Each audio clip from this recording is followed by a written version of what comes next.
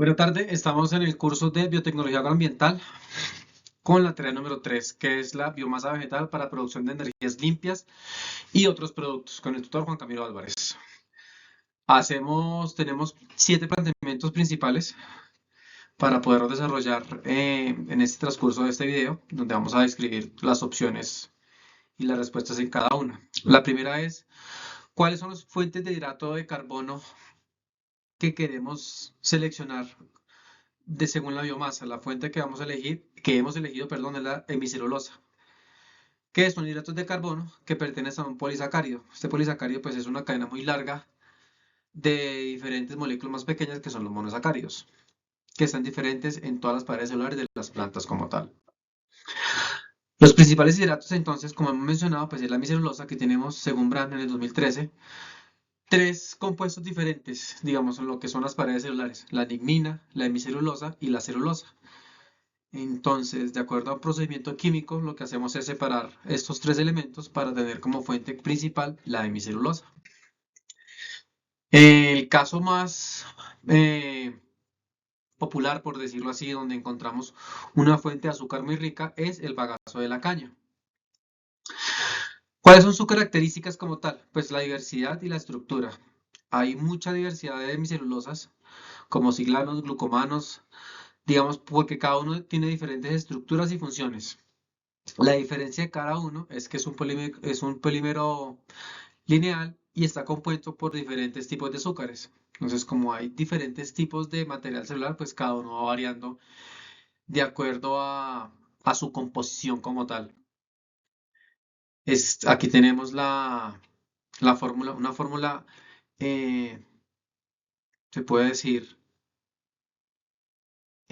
posible de hemicelulosa como tal, y también una fórmula empírica de la hemicelulosa, que sería los 6 elementos de carbono, de hidrógeno y de oxígeno como tal, en donde n como tal representa un número pues muy variable porque va cambiando en función de los polisacáridos que se puedan componer. ¿Su función cuál es? Pues se usa con la celulosa y la lignina para formar una red que proporciona, perdón, la soporte y rigidez a todas las plantas por su pared celular. Son menos cristalinas que la celulosa y tiene una estructura más amorfa, o sea, no es una estructura definida como tal y es soluble. Entonces nos permite interactuar con otros componentes por la pared celular. Listo, el compuesto entonces que queremos identificar, que hemos identificado, que podemos obtener de este elemento es el bioetanol, mediante la fermentación por hidrólisis. La hidrólisis básicamente, ¿qué es? Es el desdoblamiento de una molécula por la acción del agua. Hidro se refiere a agua y lisis se refiere en griego, perdón, significa descomponer o romper. Hay diferentes tipos de hidrólisis. En este caso, hay hidrólisis según el compuesto, según la interacción entre sus sales, bien sean ácidos, perdón. En este caso, hidrólisis según el compuesto. Según las sales, hay 4 tipos que funcionan según los ácidos y las bases. Aquí están básicamente sus compuestos. Vamos a pasar de manera muy rápida. Está según el compuesto, que puede ser según esteres, amidas, las sacarosas y ATP. En este caso, la ATP es la que nos sucede a nosotros, por ejemplo, para el tema de la energía como tal, en nuestro cuerpo, para citar un ejemplo muy, digamos, sencillo de entender. Bueno, poco sencillo y no. Y tenemos según las condiciones de reacción. En este caso tenemos una ácida, básica y enzimática, que utilizamos diferentes enzimas para catalizar una reacción. En este caso también tenemos una cuarta opción, perdón, según el medio. Según puede ser un medio acuoso o medio no acuoso. Entonces, el medio acuoso pues se utiliza el agua y en el medio no acuoso se utiliza un solvente orgánico para facilitar la reacción como tal. Hemos identificado que en nuestro caso lo que nosotros debemos de seleccionar es la hidrólisis enzimática. ¿Por qué? Porque tiene varias ventajas y desventajas. En este caso vamos a identificar las ventajas de nuestra fuente de carbono, que son la disponibilidad y la renovabilidad. O sea, tenemos una fuente bastante extensa de esto. La desventaja es pues la complejidad estructural.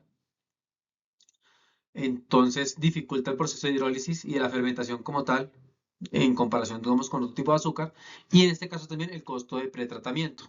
Hay que hacer un proceso como tal para poder llegar a realizar la hidrólisis como tal.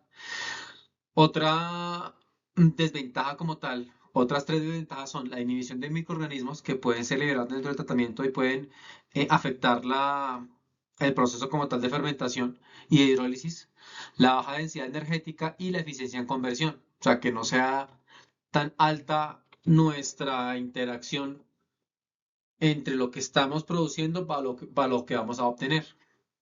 Bueno, las ventajas siguen siendo la diversidad de productos y la reducción de residuos, ya que estamos aprovechando residuos agrícolas, en este caso muy grandes como la caña de azúcar, para poder obtener este compuesto. ¿Cuáles son los procesos que debemos identificar a llevar a cabo? Entonces, hay los tres tipos de hidrólisis: la ácida, la alcalina y la enzimática.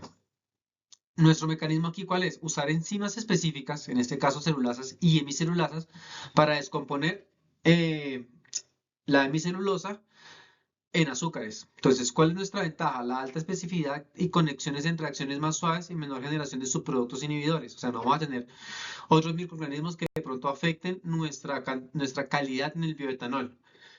¿Cuáles son las desventajas? El costo como tal y los tiempos y los métodos químicos que se deben de utilizar para poder hacer esta hidrólisis. Las razones para seleccionar la hidrólisis enzimática, pues son tres: la selectividad, las condiciones más suaves y el impacto ambiental. Genera menos residuos, es más respetuoso con el ambiente. Estas reacciones enzimáticas se llevan a cabo con temperaturas y pHs moderados, lo que reduce pues temas de costos en cuanto a energía y en cuanto a evitar generar compuestos tóxicos. Y las enzimas actúan sobre enlaces específicos, evitan la formación entonces de subproductos indeseables. Los procesos que tenemos que tener a cabo, los pasos como tal para el proceso de hidrólisis enzimática son cuatro: un pretratamiento, una hidrólisis enzimática, la fermentación y la destilación. En este caso, los pasos de la hidrólisis: el primer paso del pretratamiento, que es reducir el tamaño como tal de de la biomasa, o sea, de esa caña de azúcar. Tenemos que cortarla en pedazos más pequeños o molerla como tal, pues, para poder hacer de manera más ágil y fácil la hidrólisis. Lo segundo viene a ser la remoción de la lignina, donde se pueden usar métodos físicos, químicos o biológicos para eliminar este elemento que lo señalábamos en el principio de la imagen, porque dificulta el acceso a las enzimas como tal. El segundo ya es como la hidrólisis en sí, que el objetivo ¿cuál es? Es romper todos los enlaces como tal de silosa y arabinosa para poder liberar los azúcares. En este caso, utilizamos enzimas específicas, las hemicelulasas, para descomponer de manera selectiva la hemicelulosa. Luego tenemos la fermentación como tal. Nuestro objetivo ¿cuál es? Convertir los azúcares en etanol. O sea, esos azúcares por medio de la hidrólisis se fermentan por medio de microorganismos como la levadura, como tal, y esas levaduras los convierten en azúcares simples en etanol y en dióxido de carbono. Entonces aquí hay tres pasos pequeños, que es la inoculación, se añade la levadura en una mezcla resultante de la hidrólisis anaeróbica, la fermentación como tal. Durante un determinado tiempo se fermentan las levaduras y entonces lo que hacen es convertir los azúcares en etanol. Y luego está la separación como tal del etanol. Entonces aquí es donde por medio de la destilación tenemos un mosto como tal, y aquí lo que hacemos es que separamos el agua del bioetanol como tal. ¿Qué se hace por medio de la destilación? Aquí lo que hacemos es purificarlo. O sea, tenemos un mosto como tal fermentado, lo sometemos a destilación para separar el agua de otros compuestos como tal, y el agua y otros compuestos y dejar únicamente el bioetanol. Tenemos la obtención como tal, que puede ser utilizado pues como combustible, o puede ser mezclado para utilizarlo con otros combustibles como hace gasolina o SPM, que es una posibilidad. Y están las reacciones como tal. ¿Las condiciones cuáles son?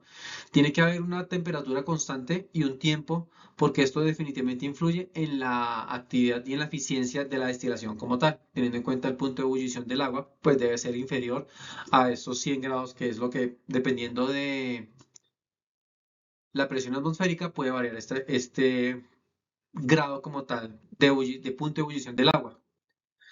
Tenemos aquí una, un esquema pues muy básico, citado por Hernández, en el que tenemos pues la fotosíntesis, las plantas como tal lo que producen todas sus paredes celulares, lo que crean sus tallos, hojas, cáscaras. Luego tenemos la producción de micelulosa y pues como los pasos de pasamos de plantas a glucosa a etanol por medio de diferentes pasos para llegar a un biocombustible comercial.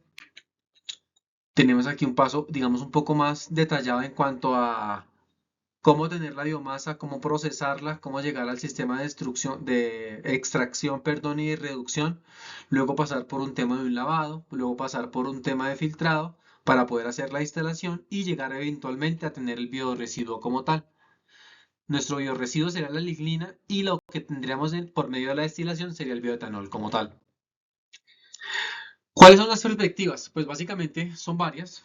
El principal biocombustible que tenemos o el principal medio que nos alimenta como tal es la caña de azúcar. Pueden haber diferentes eh, compuestos que nos permitan tener una tasa de conversión muy alta. En este caso, pues tenemos la caña de azúcar como nuestro principal fuente energética. Y estamos contribuyendo aquí pues al tema de los gases de efecto invernadero. Las perspectivas, básicamente yo las resumo en tres, o sea, que son la reducción de dependencia de combustibles fósiles, pues ACPM, gasolina, todo lo que venga derivado de petróleo, generación de empleo y la generación de desarrollo rural. En este caso, la generación de empleo se podría hacer mediante destilerías grandes de bioetanol. ¿Cuál es, cómo contribuye este producto o este procedimiento a la biotecnología? Bueno, en este caso hay cuatro puntos importantes. Está la investigación de nuevas y en desarrollo, perdón, de nuevas tecnologías, donde podemos tener mejora de cultivos, optimización de procesos y desarrollo de biorefinerías. Podemos tener cultivos que puedan tener un alto contenido de azúcar como tal para que nos puedan eventualmente pues, generar más bioetanol.